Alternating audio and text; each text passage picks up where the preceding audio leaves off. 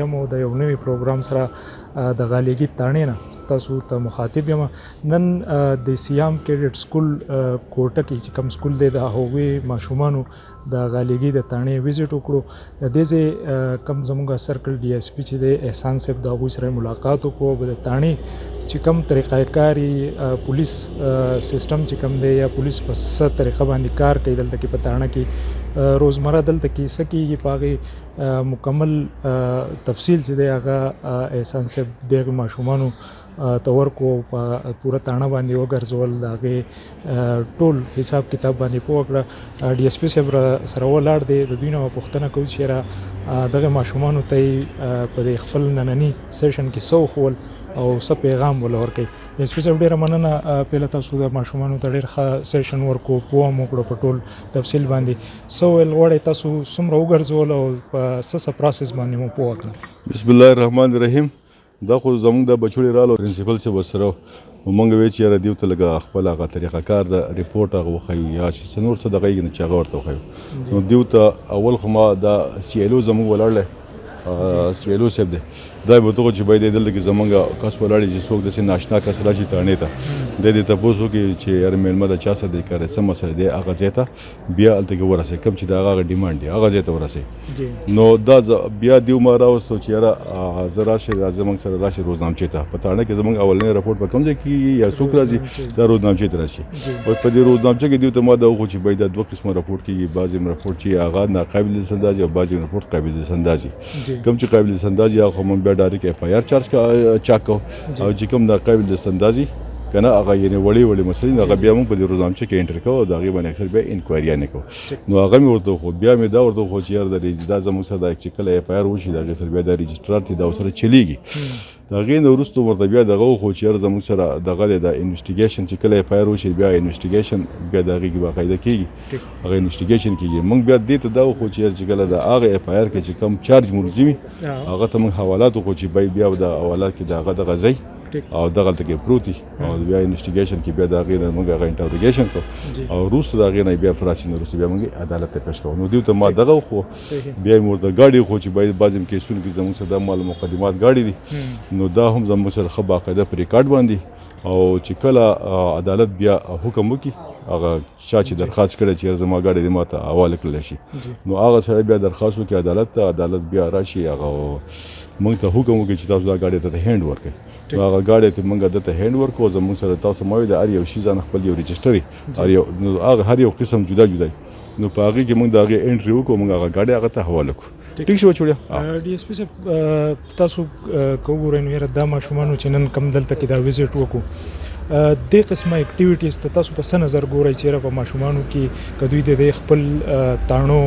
یا داسې مختلف چې کوم زموږ ډپارټمنټس دی د هغې وزټ ورکوي د تعلیمي سرګرمو سره سره نو دې ته تاسو په څه نظر ګورئ چې یاره څومره ښه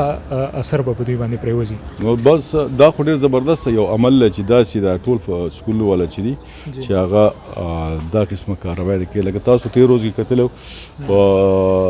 زموږ په نیشنل اسمبلي چې ده په هغې کې هم د سکول ماشومان ته یو لکه هغې ته یې لکه پراسس کولی چې باید دلته کې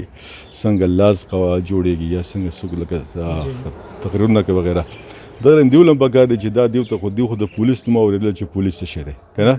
اوس ملزم څه شی تاسو به اورېدل چې ډاکو څه شی دی ملزم څه شی دی بیا به تاسو هغه حوالات نوم اورېدل نو دا ټول دیو ته موږ راو چې دا ته چې بچوړی دلته کې دا رپورټ کېږي که نه دای طریقه کار دی دغه حوالات دی نو د دې نه چې دا ماشومان خبر شي نو بیا د دې لپاره که سبا له یو مضمون راشي که نه نو دیو ځان له په خپل هغه مضمون ښه لکه څه نه څه هغه رڼا پې اچولی شي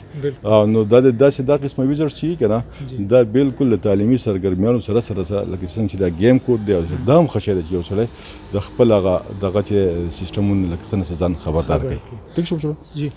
ډي اس پي صاحب په اخره کې به زموږ کتونکو ته او خاص کر کم دغه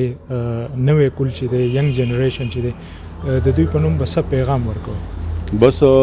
زه خو د دیو په نوم باندې دا پیغام ورکوم چې بالکل تاسو خو خپل هغه د ملک چې دی د هغې سره ښه وفادار اوسېږئ او د خپل ملک په ادارو باندې تاسو ټرسټډ اوسېږئ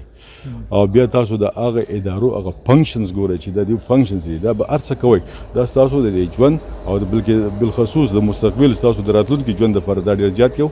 بهترین او مشغلې ده چې د سکول سره سره دا اکټیویټي چې دي دا تاسو په دغه لاین کې راولئ یعنې په پریکټیکل لاین کې راولئ ټیک شو نو دا د دیو دپاره پکار ده او د دې نه علاوه دیو ته دا هم پته ولګي چې یاره ګیم کوم چې دغه سماج دشمن چې دی د معاشرې دپاره چې کوم هغه دغه خلک دی نو د هغو خلاف هم دغه دی چې یاره دغه حوالات دی او دغه اتکړۍ دی او دا پراسې دي که نه نو چې د دا قسمه دغه نه حرکاتو نه چې که نه ځان بچ کړلی شي لکه داسې منشیات وغیره شو یو شی ډول چې د دې نو زه دا پیغام ورکوم چې داسې لکه زموږ د ینګ کول چې د دې نه خبرول هم پکار دي او بیا چې هغه فزیکلي او پریکټیکلي راشي وګوري نو هغه کم جرم پیشه خلک چې د هغه حالات چې ویني د هغه دغه چې ویني نو د هغه قسمه کې اکټیویټیز نه خپل هغه زندګۍ کې خپل کوشش کوي چې د هغه کاروای نه ځان بچ وساتي ډېره نو یو مننه ښه عمل دی ډېره مننه جی ګرانو کتونکو نن تاسو د سیام کیډټ سکول چې کوم ماشومان دي هغوی وکتل چې هغوی د غالیګي تاڼې ویزټ وکړو په دغه پروسس باندې چې کوم دی په هغې باندې ځان پوه کړو چې یو جرم وشي په معاشره کې بیا د هغې ریپورټ څنګه کیږي او انویسټیګیشن د هغې څنګه کیږي او مخکې عدالت ته هغه څنګه لیږلی کیږي په دغه ټول پروسس باندې سرکل ډي اس پي احسان خان دغه ماشومان پوه کړه د تاڼې په ټول تفصیل سره هغوی ته دغه اګاهي ورکړله څنګه چې ډي اس پي په خپلو خبرو کې ووایي چې د تعلیمي سرګرمو سره سره چې کوم دی دا قسمه سرګرمۍ چې دي دا هم په ماشومانو کې یو خود اعتمادي پیدا کوي یقین پکې پیدا کوي نو پکار ده چې زموږ دغه تعلیمي ادارې چې دي هغه د تعلیمي سرګرمو سره سره دا قسمه هلې ځلې هم وږي نو په ماشومانو کې به خود اعتمادي پیدا کیږي تر یو بل پروګرام پورې خپل کوربه مظفر شاه بچله اجازت ورکوي دا تل پاتې خدای پامان